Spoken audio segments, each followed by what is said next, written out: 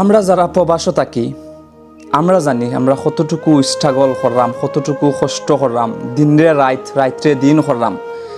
আর যারা বাংলাদেশও তা হয় না, আত্মীয় স্বজন বন্ধু বান্ধব অনেকেই মনে করলা যে বিদেশ গিয়া তারারে বুলি লাইছি, বিদেশ গিয়া তারারে সময় দেই না, অনেকে কল দেন মেসেজ দেন। কিন্তু ভাই আমরা জানি ভাই আমরা কতটুকু কষ্টে আছি। প্রবাসে যারা থাকে তারা জানে ভাই কতটুকু কষ্টে আছি।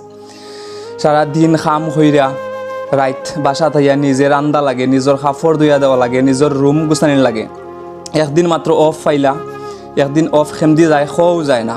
একদিন আপনার অনেক খাস থাকে, আপনার রুম গুছানি থাকে, আপনার সপ্তাহ পরিষ্কার করার লাগে, আপনার আউটিংও যাইতা, মন ফ্রেশ করার লাগি আউটিং করতা, তারও কোনো সময় নাই। তো আমি তারারে কইমু যারা মনে করেন যে প্রবাস জীবনও আইয়া তারা হয়তো বড় লোক হয়ে গেছে, তারা অনেক টেকার মালিক হয়ে গেছে, আপনার ধারণা ভুল ভাই।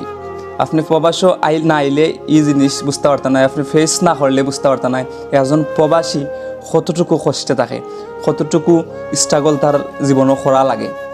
সো ইটা ধারণা আপনারা অবশ্যই বাদ দিবা এবং প্রবাসী যারা আছেন তারারে অবশ্যই সাপোর্ট করবা এবং তারারে ভুল বুঝবা না ভাই।